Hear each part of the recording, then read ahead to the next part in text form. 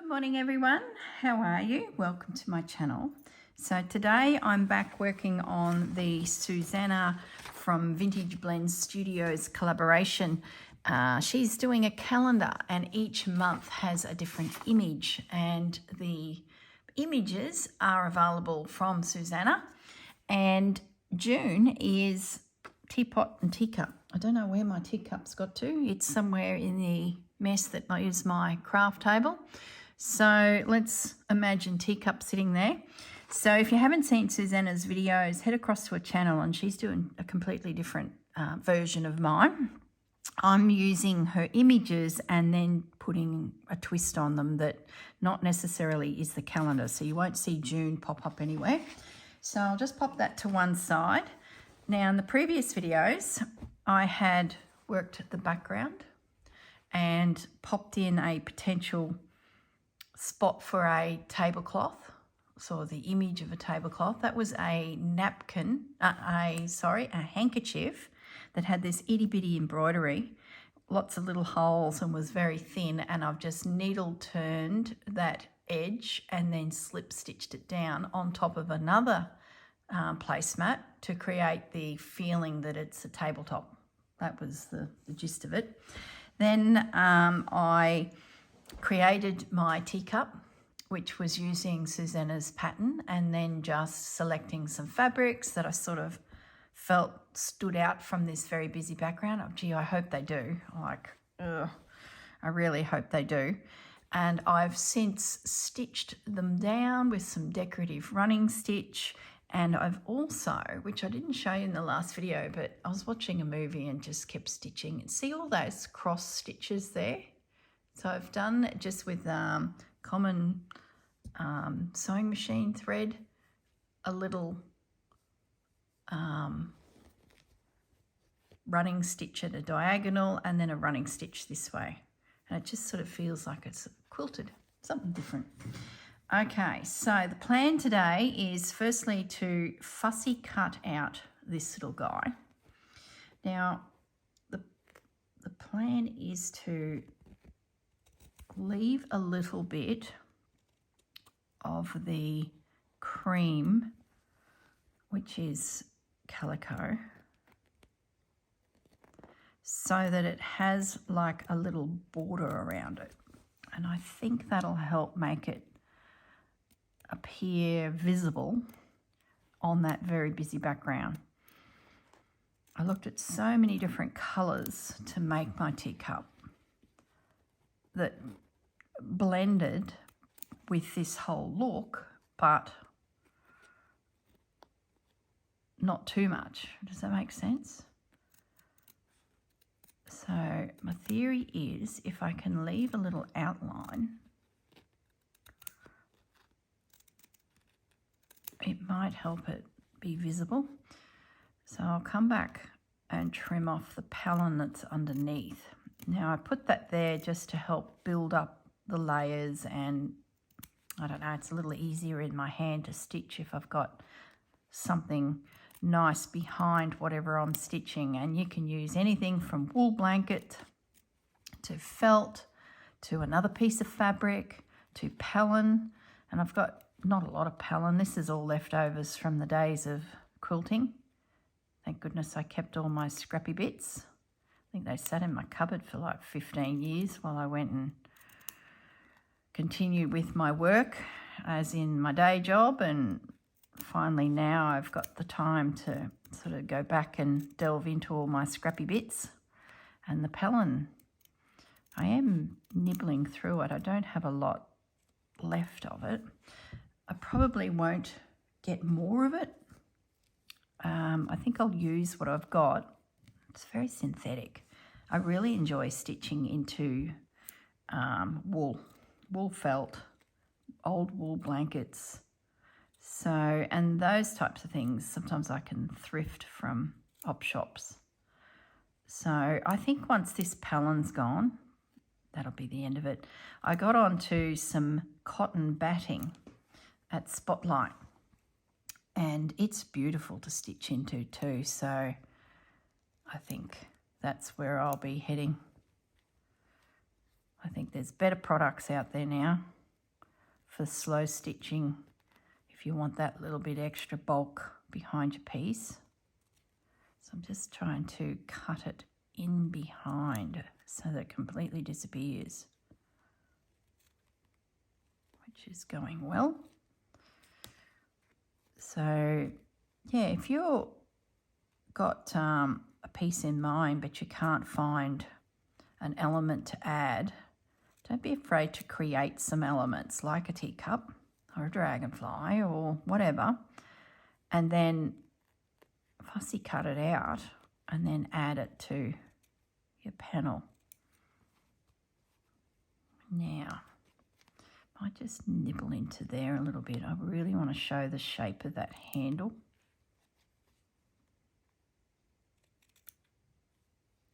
Okay, now I want to cut that out. Give it a snip. And very carefully slither around there and snip it out. So even if you've got a big piece of fabric that has some really cool images on it, you know, you sometimes can pick up fabric that has sewing images on it. It might be tape measures and sewing machines, and or even just teapots, and cut those pieces out, pop them onto a piece of calico or muslin, a little bit of backing, stitch into them, fussy cut them out, and then just pop them to one side because they're handy to have as little decorative elements that you can put onto your slow stitch pieces, especially if you don't have a project as such on the go and you're looking for just a quick stitch. That can be a really fun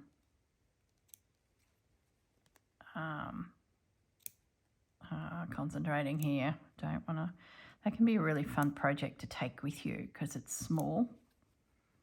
So fussy cut them out, leave a bit of fabric around the image, pop it onto some backing fabric, whatever that may be. It might be just an old piece of cotton sheeting.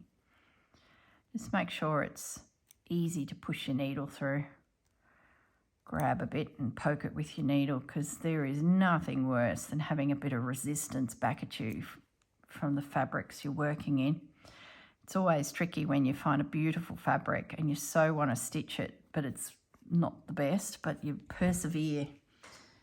You persevere and then you have aching fingers and joints, but the fabric's so beautiful, but sometimes you just have to sacrifice, don't you? What they say when the models wear the uncomfortable shoes, it's all about sacrificing for the beauty of it. I don't know. I'm just going to rough this up a little bit. Looks a little stitched, snipped, stitched. It's not stitched yet. So let's just fray it up. And then a bit of an invisible stitch around that perimeter, but leave the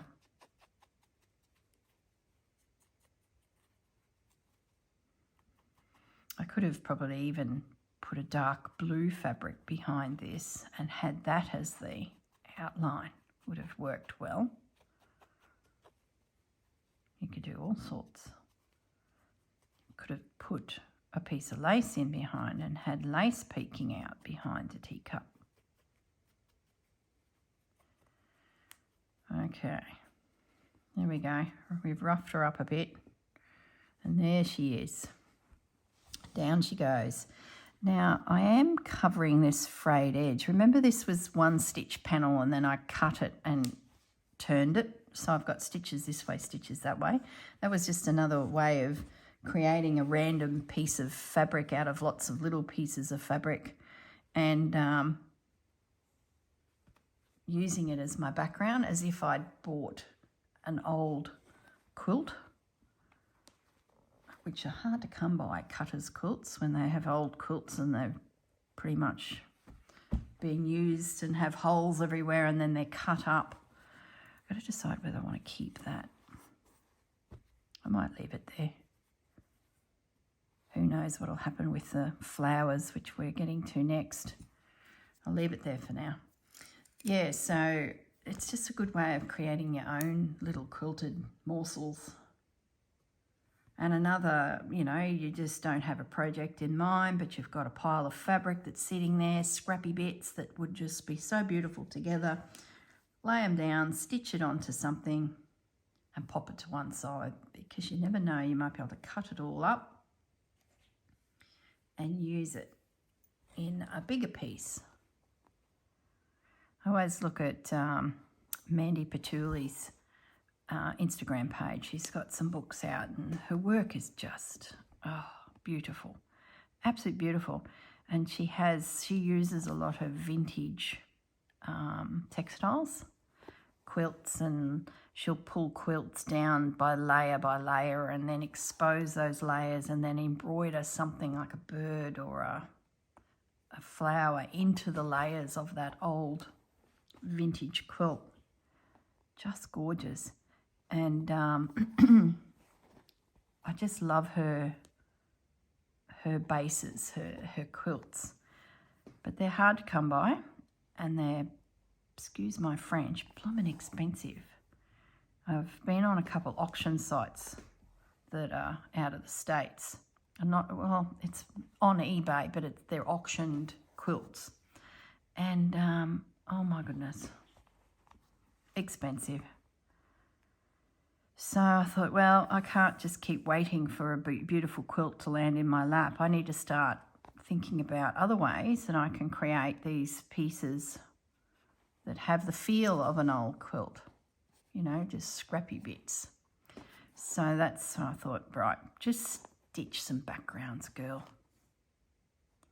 And then I guess if we're doing a video or a prompt, I can go to some scrappy bits of quilt and cut them up, pretend that I hadn't stitched them, and yeah, use them. I've become unthreaded, so I'm going to put a knot in this time because I'm using a really fine needle, which is good for doing this work because it slithers through the layers really well. It's not like pushing a crowbar, and the hole that the needle creates is not very disruptive to the pieces you're stitching, because sometimes you're really close to the edge of your element you're adding, and pushing a crowbar through like a cruel needle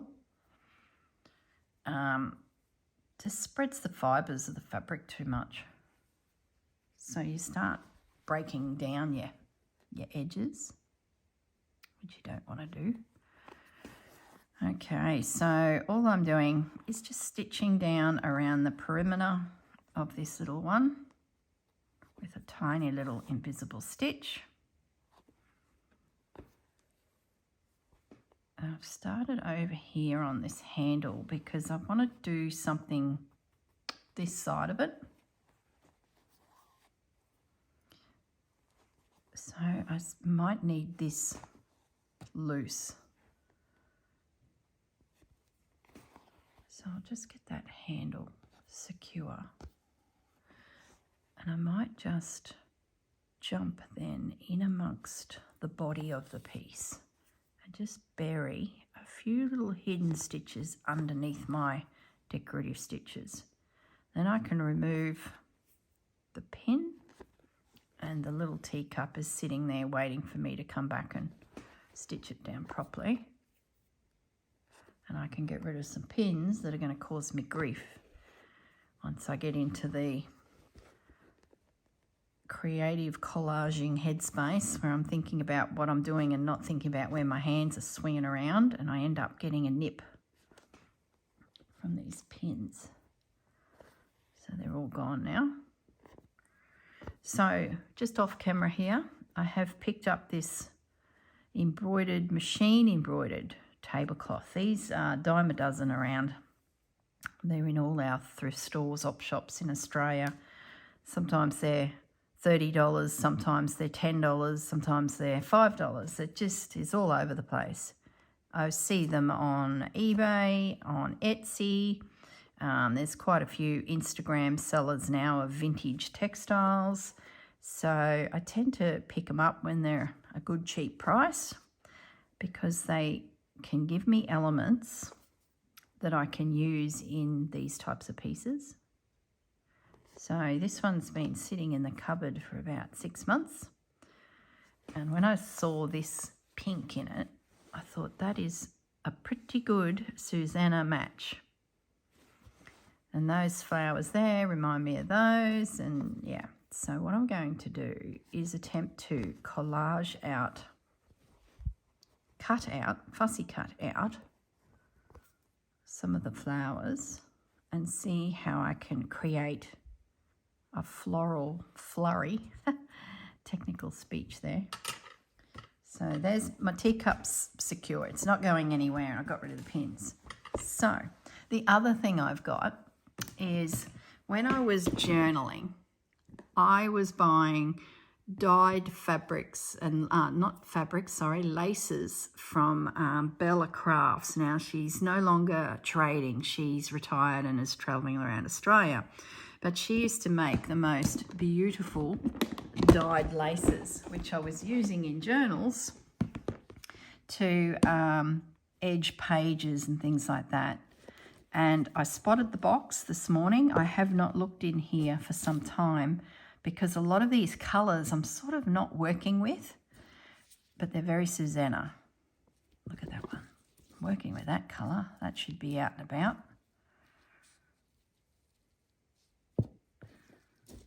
They're just more pinks and pastels and lavenders and things like that. So I thought I'm just going to keep it close at hand because once we get our feature piece, this guy, we might want to tuck in some random elements. And this is the pot or tray or box that was sitting near it. So these are mass-produced, extremely bright trims that are flower-like. I thought maybe something. Then there's some little crocheted ones. These I picked up from the $2 shops or the cheapy stores, we call them in Australia. I thought maybe they've got a bit of a Susanna vibe about them. And some more trims, some daisies. I found some little bows. These I picked up a little while ago. These are trims that I bought from Etsy. So, and I haven't played with any of these for a little while because they sort of all got packed up when I moved and put in this container. So they're in play as well. All right, let's play. So I might just rough cut out this big one first. The only thing I think might be an issue with this panel is the background colour. It's a little bit creamy, but there are ways of getting around that. Cut a heap of the fabric off. Gee, it's poorly stitched. Look at that, the sewing machine's been faulty. See how it's missed its step in? Unless maybe the thread's just broken. This is mass produced, so I can't imagine that would get through quality control. I'd say the thread's broken, which has then released that top stitch that the sewing machine is. Anyway, sidetracked. It's like forensic. Look at my scissors, the glue on them. Oh, I need some cleaning up. All right, bulk fabric gone. And then there's a little guy. So it's only probably 90 centimetres by 90 centimetres. It's not a very big. It'd be like an overcloth where you'd put something down and then this would be your little feature in the centre. I think someone's at the front door, guys. I might pause the video and just go and deal with the bing bong that's just happened. I'll be back in a moment. I'm back. False alarm. False alarm. It's just a slow driving truck that was making a bit of sound and that's what I could hear. Not expecting any deliveries, but you never know. Could be some surprise turn up in the mail. You know, when you purchase something in the late hours of an evening and then you forget all about it and suddenly you've got this random parcel. for to be one of those. Should we fussy cut them all out? Just going to nibble them all out. I don't think I'll need those, but at the end of this video I will trim that out and just pop it in my box of bits and bobs that are embroidered. And you never know, a rainy day, and even these little guys, I'll grab them out as well. Trying very hard not to cut my finger as I do this at speed. So yeah, if you do find a nice embroidered something, even if it is machine embroidery, like this is mass produced, this is no workmanship of a lady that has sat there toiling at it. Don't be afraid to cut it up, because so many of them are just getting binned by families. It's a bit of a lost art, laying a table. And these gorgeous pieces of textiles are just going to landfill. So grab them and work them into your work.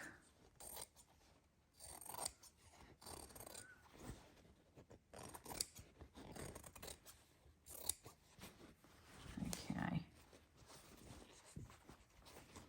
Trying very hard not to cut my fingers. I'm using a monster of a pair of scissors. I should be using a little pair.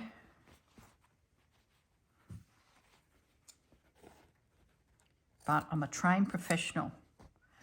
What could possibly go wrong? Don't jinx it, girl. Huh.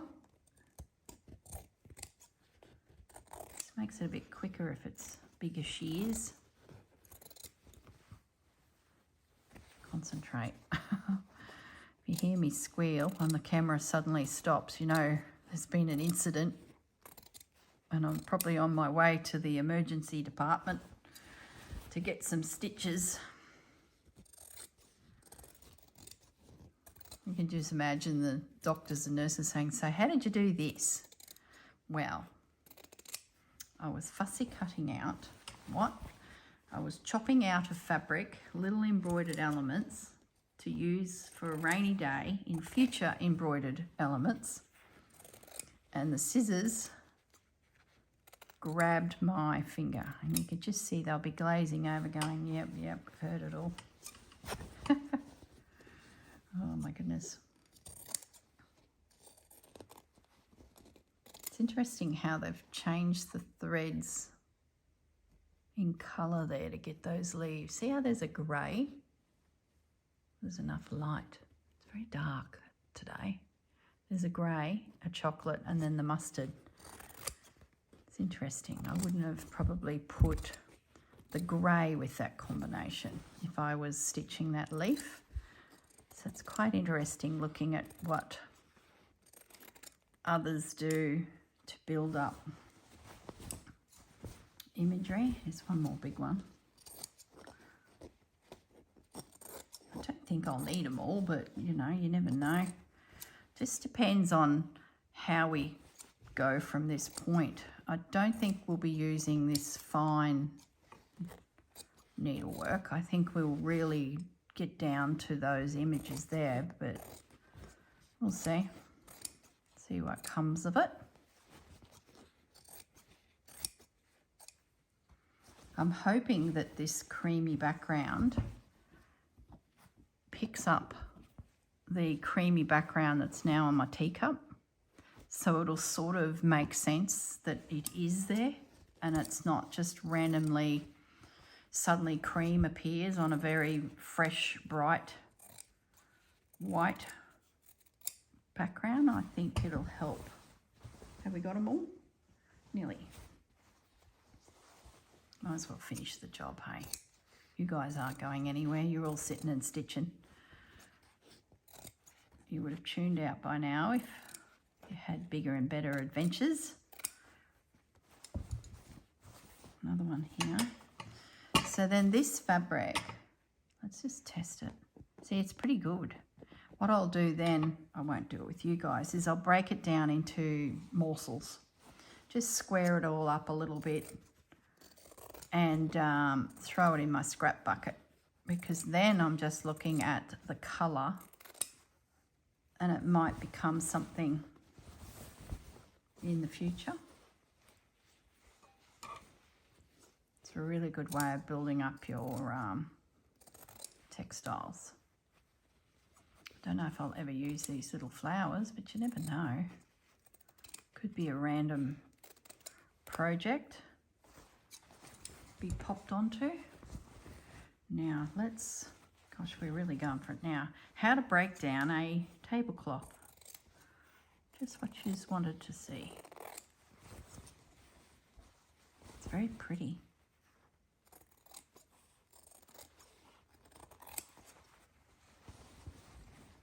What I might do is leave the centre, because you never know, that could be something. And this is on the outer edge of it. So I'm not going to fussy cut the centre, just giving myself options for a rainy day project. I had the sweetest question the other night. Went for dinner to the cousins, and she's got 3 kids. Edie is the girl. You would have heard me refer to Edie before, probably 18 months ago. I made a journal for Edie, and it was very interactive. So there was a bit of stitching, painting, colouring in, all sorts of things in Edie's journal. So if you've been with me a while, you'll know what I'm talking about. So I think Edie's probably grade 5, maybe 6. Gosh, the years are going. And we just were chatting, her mum, her grandmother, and the kids were there watching TV, and Edie was playing with the puppy dog. And one of us said, a good project for a rainy day. And she pipes up, she goes, "What do you mean by that? A project for a rainy day?" And we all sort of looked at each other, all the adults, and we're like, oh, that's a interesting question, because we use these sayings, and suddenly you've got a young child who's going, what do you mean, a project for a rainy day? They're literally thinking rain. So each one of us had a version of a project for a rainy day. So yeah, it was quite fun. We were all coming up with projects good. And then Edie was too. What's a good project for a rainy day? And hers was clean a bedroom. And her mum was like, oh, I'd like to think that you did that sooner rather than later, waiting for a rainy day. So it was pretty cute. So what I might do is I'm going to now fussy cut this out with as much of that embroidery intact. We'll place it, and then we'll decide whether we break it down even more. I have a distinct feeling that these twigs will go, but maybe they work. So I could always embroider in twigs if I need them. But we'll leave them there for now and just see what shape it takes. Give it a bit of a point so it feels like it is something. Other things you can do is twigs like that. You could stitch in the actual leaf, and those twigs become the veins to the actual leaf. There's another suggestion for such things. This one's a little bit chopped short, but that's okay. Isn't that pretty? These embroidery sewing machines, they are so good at what they do. A little bit too complex for me. You see them at the craft fairs and that, their demonstrations where they'll have a brand there with all their fancy machines, and oh my goodness, just too complicated. That's why I'm just loving hand sewing, getting back into that, because I can then do what I want to do at a pace that's not, you know, a machine whizzing along. I have a machine that can do all that, but I just have never got into it. just not enough time in the day, to be honest.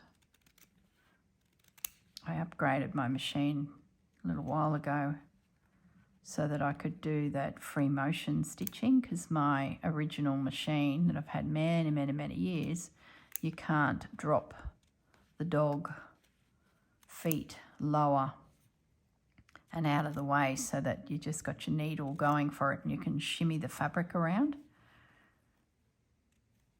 I believe there is a way of doing it now. I've heard comments on YouTube from different folks saying that you can use any sewing machine and do it, but bloat if I could work it out back then. That was around COVID. We just come out of COVID. And then I got the machine. Okay, there she is. Don't they look different once you take the background away? So, what are we going to do with you?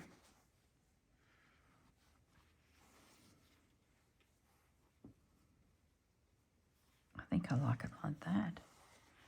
I think I like it like it's a hanging plant. So it's a downward draping. Like there's a tea party in the garden. Here we go. Here comes the Corrine story. A tea party in the garden. I think I'm going to take that guy out. I actually don't mind these little branches. And the idea of stitching in a leaf around, I don't mind it, but I'm going to get rid of this guy because he's interfering with the teacup image a little. It's just not as clean. So that then would be like that. And I think that could be trimmed back a bit. He too is not sitting right. I'm tempted to take that whole piece off. Go higher. I like that little leaf just peeking onto it. Now, do I get rid of that? Because what I'm thinking is we fussy cut out another one and start layering up more flowers so it becomes a little bit more decorated. I don't think I need all of that. I think I'm chasing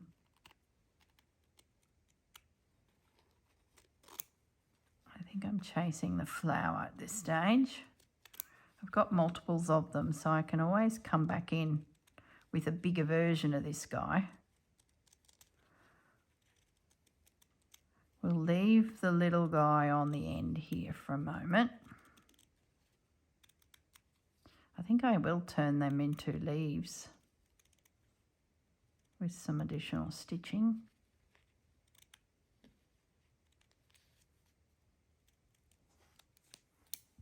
Okay.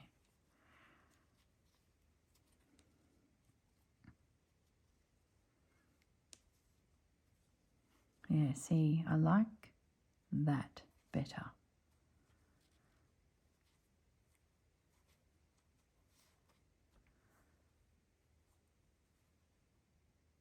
I like it without that.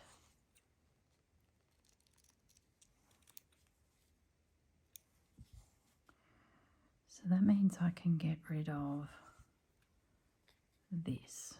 I just nibble all of that out and just make it come in a little bit cleaner. Oops, sorry guys. So I'm pretty happy with the main piece.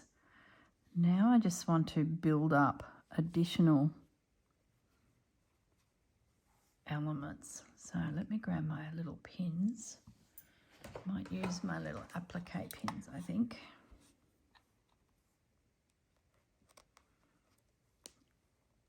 Oh, that's tight. No, I'm going to need a really sharp, long pin because that's so intense stitching there. That's really difficult to get those little guys through. Now I think I can clean that up a bit. We don't need that. So we're in the garden and there's a viney plant growing over it all. Now I'm down to 1, 2, 3, 4 little purple flowers. Can we add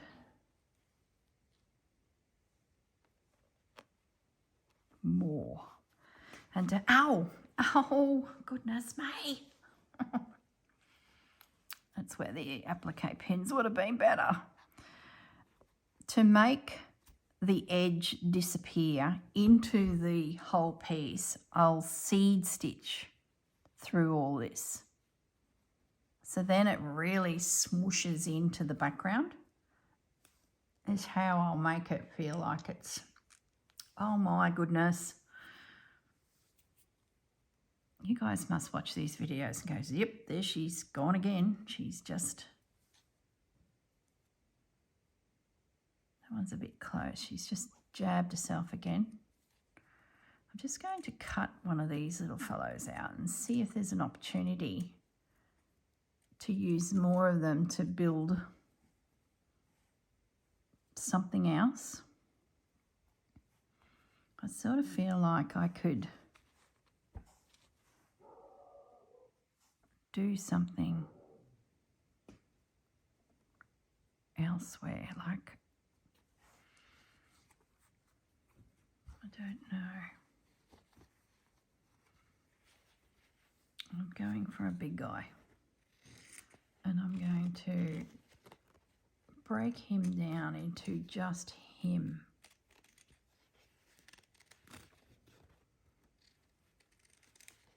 Might leave this on for now. We'll see where it sits. If it's not in the right location, we can always trim him out.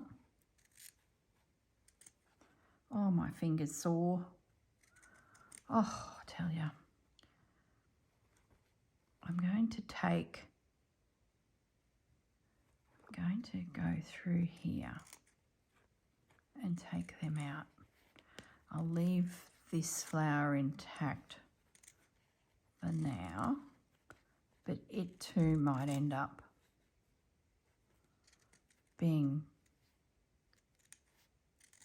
nibbled out.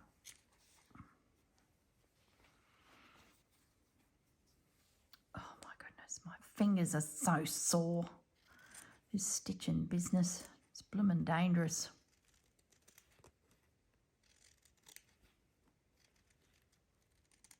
Operating heavy machinery, one needs to be concentrating. I think I'm going to take him out. I'm really stripping this little guy back. Don't know where I'm heading with this. We need to audition a few of these braids and bits and bobs too. Let's see if there's anything in there that can be brought into the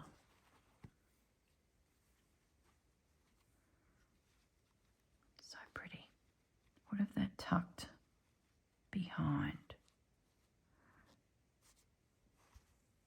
It's getting that right shape. We've got a bit of an obvious halo going here.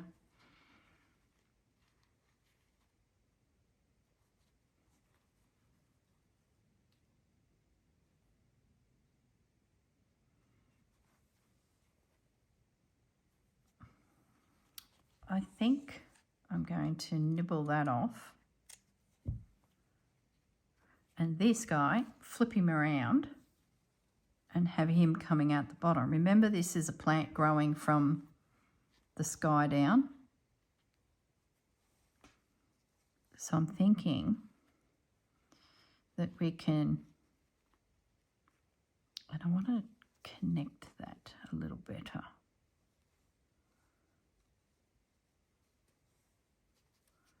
I don't think I need that. It's just the wrong size. I'm not worried that I can see a tiny bit of it, because by the time I seed stitch through that region, you'll never know that it was there. And I can always pop that's better. I can pop oh, my finger's sore. I can pop a little stitch in it. Do I get rid of that? It sort of ties in with everywhere else. So I think I need that there. If anything, I could probably do with something else. Let's trim this little guy up. Let's see. The other thing I'll need to be very careful of is if I do stitch those little spriggy bits into a leaf, will that become too dominant? You know what I mean? Like, will it become too strong of an image? Just those little flowers, just, let's hide him. I don't really think this side needs to be that's better, as bold. So I'm going to hide that purple flower. We're going to put some pins in. We're not going to rub our fingers across this piece and catch them.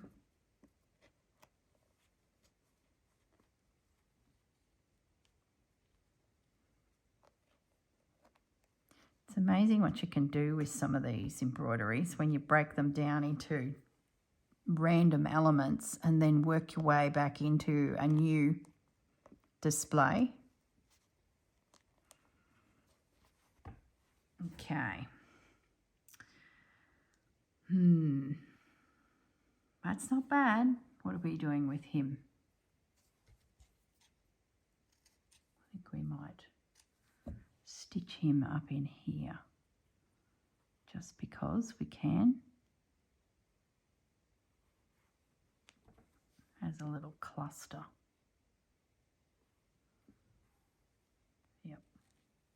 He was lying. No.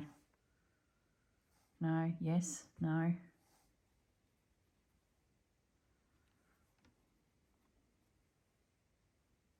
actually don't mind it there.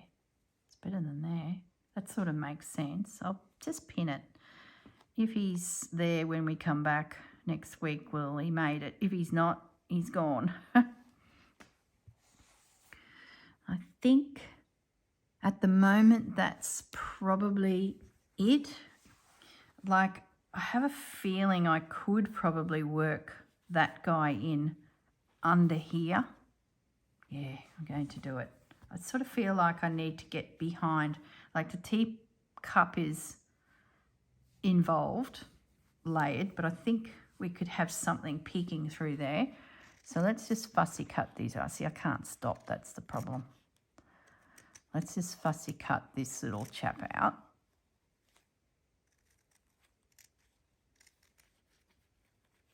It's so beautiful, and they really punch this piece up a little, like bring it up into the vibrancy.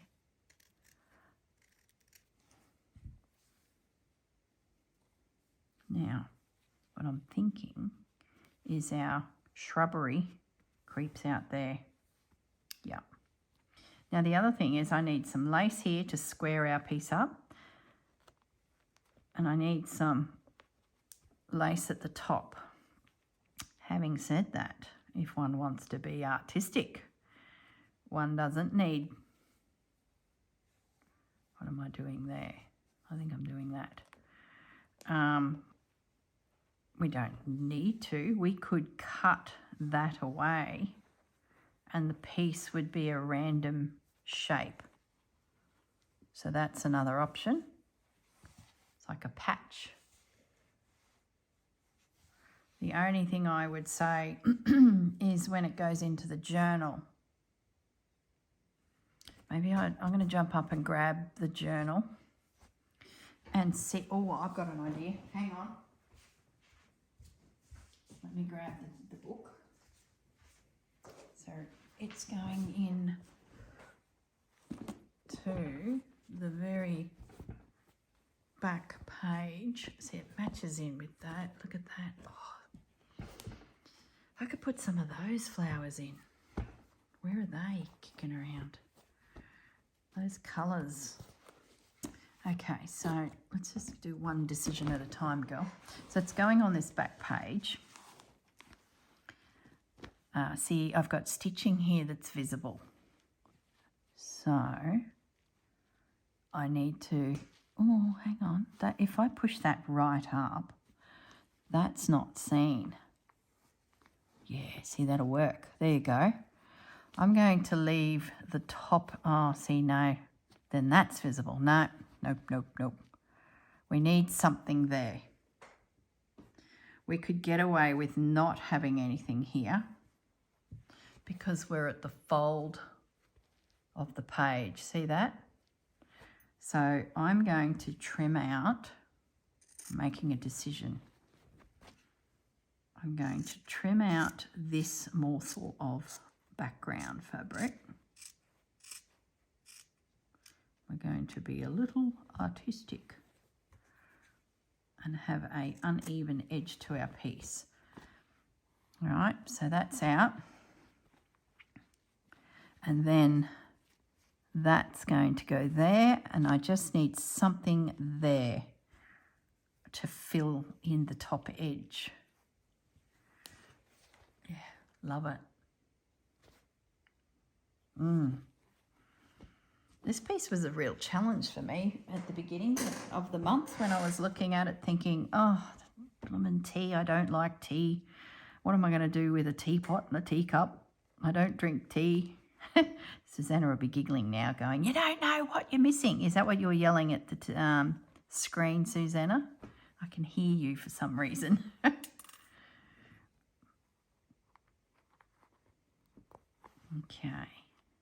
So everything feels secure. Don't rub your fingers over it, girl. We need something here. So depending on what we choose, we might need to pop a little bit of fabric in there to support it, just to give it a bit of structure. I might just do that, I think, because we've got layers and layers here, and then we've got this, you know, gap that we're going to put something, and there's no layers behind it. So let's just assume that it's something flimsy, and we need a patch like so. Just a bit of support. We'll put some little pins in. I'll put these little applique pins so then I know. So what I would do is needle and thread and stitch that in. Hidden stitches this side, but probably a zigzag stitch on the other side or a back stitch. And then we'd have a little patch. And I need to probably leave that edge exposed to slide something in. So something else just to consider if you're patching and then coming back to it at a later date. Right, what are we going to patch it with? Let's go through the lace first and see if there's anything that jumps out. So I'm going to try and get this all into screenshot. I'm going to zoom out a little bit, so we can have a rummage. See, probably wrong colour. I just like great colour. Does it make sense, but so bright.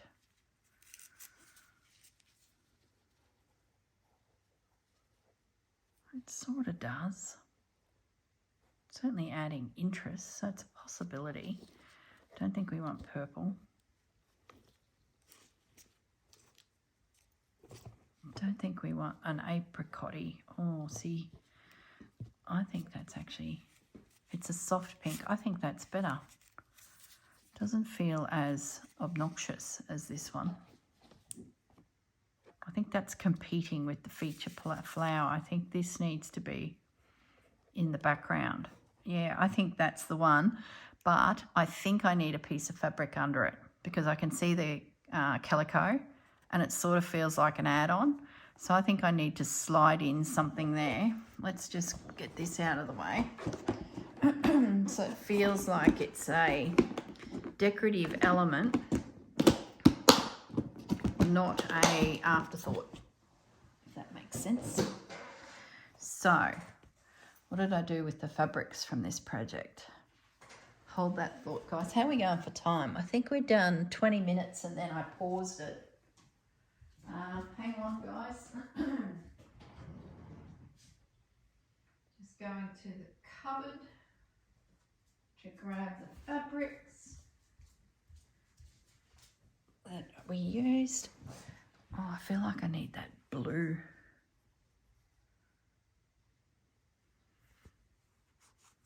And I think that would, yeah.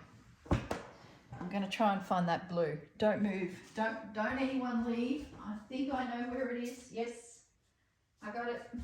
I'm back. Oh, what a circus. I think I need that blue there. I think it anchors the piece. Was there a scrap of blue left over from this? Oh, goodness me. Stay tuned. Don't move. Getting the scrap fabrics. I have a feeling there might have been a bit of blue. You know, I'm going to be covering it. Was there a bit of blue chucked in after I pieced that together? Maybe I just use a scrappy bit of blue so it's peeking through. So if that was there, and then that goes over it, no, I don't like that lace. I think I need this beautiful fabric. This is my colour scheme in amongst Susanna. That's what I need to do. I need to piece in this. Find that embroidery cotton I used for the background, which was a variegated colour. And we carry on the stitching that's coming up this side and extend the piece that way. Like that. No, it needs to go under there, doesn't it? Let's just get this straight. It's very flimsy fabric, very lightweight. Got no idea where it's come from. I just love that colour combination. It's very much my... I just find I need a little blue with pinks. I love pinks. So can I get it just... So we're going to assume then that there was a really big piece of blue fabric and then these pinks laid down on top of it. So I might need to loosen off some of these invisible stitches to make this tuck in nicely. And there's one right there. So I'm going to disconnect him and just bring that back a little, just so he tucks in really well. Disconnect him and him.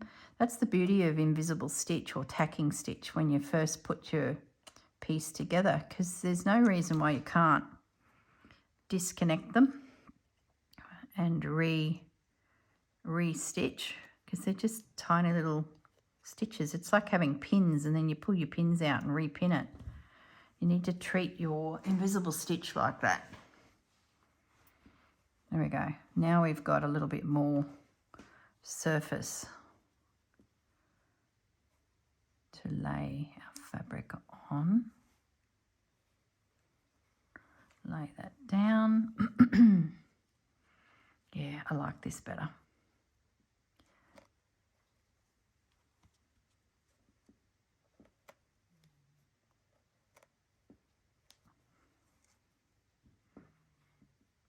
This has made a bolder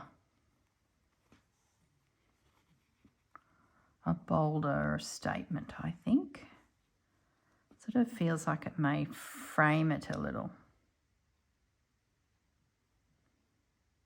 The only thing I'm going to say is I think I want more floral.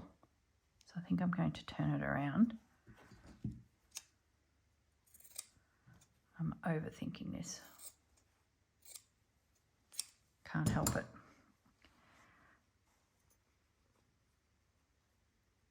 So I want that to slide in there.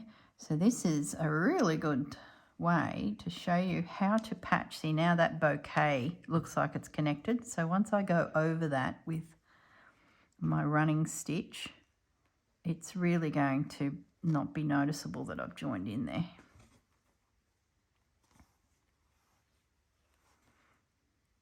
So patching a piece, extending a piece is really simple when you've got scrappy fabrics like this coming together.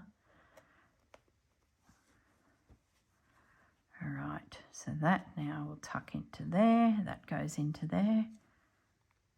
So before I do too much with these flowers I've added, I will get all of this secure. I'll get the running stitch still a bit puckered. Could do with a little iron, but you know, don't need to go crazy. It'll all settle down once I get some stitches in there. Yep, that's good. And then, yeah, I really like that. Then it's just a case of trim it back. So it looks like it's all part of the framework of my piece. That's crooked, but that's all right. It'll fray and settle in. And once I stitch it, it'll pull down a little bit too. So there you go. I like that. We've got this blue. It actually looks like, that's so crooked. It looks like the piece I started with, my background, is this blue fabric. And then I've gone from there out and brought in pinks, and then the teacup, and then the flowers. The whole pieces come from a background of that by having it peeking out at the top and the bottom. I love it. Really, really happy with that. It feels like it's anchored it. Does that make sense? Okay. Whew. I have a plan. All right. And I've got some morsels still left for a rainy day. There you go, Edie. So I'll put all of that together in my little box of tricks. I've got my big piece as well. Tidying up. Pop that away with the pinks. So lace, let's just double check. I don't think I need it. If I did do it, it'd be just a little piece of it, just to add interest. But I don't think it needs it. I think enough. Put it away. Save it for a rainy day. All right, guys, I'm going to say goodbye. I'm going to toddle off. And tidy up my mess. I've got myself some stitching to do. And I will pop back next week and we'll see what else we can do to our piece. But it's coming along. Looks like it's a teacup on a table within a garden. Sort of makes me think of wisteria, how it drapes down, and you see that in those classic cottage images. All right, guys. Goodbye. See yous. Bye.